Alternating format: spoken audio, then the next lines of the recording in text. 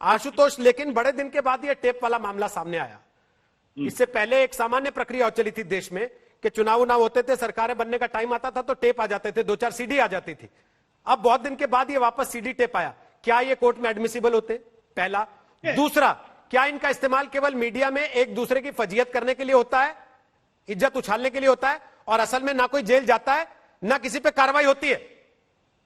नहीं, देखिए रोहित, पहली बात तो ये कि टेप ये नया नहीं है। आपको कर्नाटक के अंदर जब सरकार बनने का खेल चल रहा था, उस वक्त भी एक मुख्यमंत्री, उनके परिवार के लोगों का ऑडियो टेप पब्लिक हुआ था और उस वक्त भी उस पर चर्चा हुई थी। मैं यहाँ जहां तक आपने इस टेप की एडमिसिबिलिटी की बात की है, पहली बात तो ये कि इस टेप का फोरेंसिक टेस्ट होना चाहिए। फोरेंसिक टेस्ट के आधार पर यह तय होना चाहिए कि यह डॉक्टर्ड है, डॉक्टर्ड नहीं है, फर्जी है, असली है, क्या है। जिन लोगों की आवाज का दावा किया जा रहा है वो आवाज का दावा है या नहीं है, ये कोर्ट ऑफ लॉ में एडमिसिबल नहीं होगा, जहां तक मेरी अपनी जानकारी है। हाँ, लेकिन ये इन्वेस्टिगेशन की दिशा जरूर बता सकता है कि इस आदमी की आवाज इसमें है, लिहाजा पुलिस उस आदमी को उठाएगी, उससे पूछताछ करेगी, पूछताछ करने के बाद उससे उगलवाएगी और अंतिम लोगों तक पहुंचेगी। अगर इसमें गजेंद्र सिंह की बात की जा रही है तो गजेंद्र सिंह शेखावत है या कोई और आदमी है, इसकी पुष्टि उस आदमी से हो सकती है जिस जैन को पकड़ा गया है इसके अंदर। लेकिन अगर आप ये कहें कि इसके आधार पे कोर्ट एक्सेप्ट कर लेगा कि नहीं भाई ये बड़ा सबूत मिल गया, ऐसा नहीं होने वाला है, इसे बिल्कुल किसी तरीके से नहीं होना।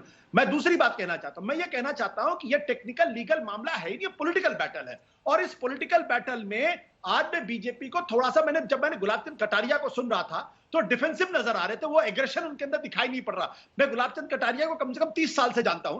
गुलाब चंद कटारिया बड़े अच्छे व्यक्ति हैं, लेकिन वो जिस अंदाज में बात करते हैं, कल किसी लड़की के साथ मेरी फोटो आ जाए मुस्कुराते हुए, ये भाषा जो है ये दिखाती है कि कहीं ना कहीं थोड़ी कमजोरी उनके पक्ष की तरफ से भी दिखाई पड़ रही है। अब राजस्थान की सरकार इसको कितना परस्यू करना चाहती। दूसरी बात, आपने देखा कि आज जो हाईकोर्ट के अंदर जो वकील पेश हुए वो कौन वकील थे?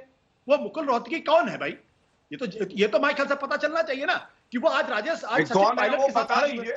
कौन है? सचिन पायलट कौन है? मुकुल रोहतगी जी बताइए। हरीश साल्वे जो सचिन पायलट के साथ खड़े हुए, ये किनके वकील हैं? ये किसकी तरफ से खड़े हुआ करते हैं? आशुतोष जी, राजदीप को आना था, राजदीप हमारे साथ आ नहीं पाए कुछ तकनीकी वजहों से, वरना वो बताते आपको कि पहले अभिषेक मनु सिंघवी के पास ही गए थे सचिन पायलट। जब उन्होंने बताया कि नहीं साहब मैं तो सरकारी की तरफ से खड़ा होने वाला हूं, तब सचिन पायलट को दूसरा वकील ढूंढना पड़ा। अब मसला ये आ जाता है जब ऐसे ही किसी मामले में, मैं आ रहा हूं, आप ही के पास आ रहा हूं आशुतोष जी, जब ऐसे ही किसी मामले में कोई पेच फंसता और पूछा जाता है कपिल सिब्बल क्यों खड़े हुए, तो आप कहते हैं कि तो प्रोफेशनल है। प्रोफेशनल तो किधर से भी खड़ा हो सकता है। तो हरीश साल में मुकुल रोहतगी आपको प्रोफेशनल वकील नहीं लगते? उनके माथे पे लिखा है बीजेपी। मैंने वकील के तौर पर उनके क्रेडेंशियल्स के बारे में मेरा मानना ये तो सर अब आप ऐसे नाइंसाफी कर रहे हैं। मतलब आप ऐसे समझ रहे थे जनता बेवकूफ है, समझती नहीं कि आप कहना क्या चाह रहे थे। जनता वही समझी सर जो आप कहना चाह रहे थे, इसीलिए मैंने वो सवाल पूछा। हरीश साल्वे और मुकुल रोहतगी हिंदुस्तान के बहुत बड़े और कॉम्पिटेंट वकील है।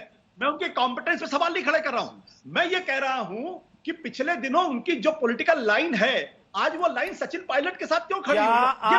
क्या आप ये कह रहे हैं मुकुल रोहतगी और हरीश साल्वे के माथे पर बीजेपी लिखा है, इसलिए कोई भी आदमी जो उनसे केस लड़ाएगा अपना, वो बीजेपी का आदमी कहलाएगा? फिर ये तो आप भी समझते हो रोहित। नहीं, मैं आपसे पूछ रहा हूं, मेरे को मैं क्या समझता हूं उसको छोड़िए सर, मैं आपसे पूछ रहा हूं, मैं क्या समझता हूं उसको छोड़ दीजिए सर, मैं आपसे पूछ रहा हूं कि आप क्या समझते हैं। दिल्ली शहर के अंदर मुकुल रोहतगी और हरीश साल्वे से की तुलना में उतने अच्छे तो नहीं, लेकिन बेहतरीन वकील अभी भी इस दिल्ली शहर के अंदर है। और एक से एक वकील, ऐसा नहीं वकीलों से धरती खाली नहीं होगी दिल्ली की, लेकिन ये दो वकील हैं, ये अपने आप में पॉलिटिकली। अगर वो राहुल मेहरा को कह देते मेरा केस लड़ दो, तो आप ये समझते कि अरविंद केजरीवाल सरकार गिरा रहे थे वहां सचिन पायलट को सहारा देके? अगर राहुल मेहरा को वकील कर लेते सचिन पायलट, तो आप क्या ये समझते कि अरविंद केजरीवाल सरकार गिरवा रहे थे राजस्थान की सचिन पायलट को सहारा देके? ये सवाल तो खड़ा होगा, ये सवाल खड़ा होगा। उसमें दम है या नहीं दम वो एक अलग सवाल है, लेकिन ये सवाल तो खड़ा होगा कि भाई मुकुल रोहतगी और हरीश साल्वे सचिन पायलट के साथ क्यों खड़े हुए? अब मैंने जो सवाल पूछा उसका जवाब नहीं दे रहे सर, जो मैंने पूछा उसका जवाब दीजिए। क्या अगर राहुल मेहरा वकील होते तो आप ये कहते कि अरविंद केजरीवाल सचिन पायलट को सहारा देके सरकार गिरवा रहे गहलोत की? बोलते हैं? मैं कह रहा हूं बिल्कुल ये सवाल खड़ा होगा कि राहुल मेहरा किस हैसियत से जो है वो सचिन पायलट के साथ खड़े हुए। नमस्कार, मैं हूं अंजना ओम कश्यप। हमें उम्मीद है ये वीडियो आपको पसंद आया होगा। लेटेस्ट खबरों के लिए यूं ही देखते रहिए आज तक, और इस वीडियो के पसंद आने पर लाइक, शेयर एंड सब्सक्राइब करना ना भूलें।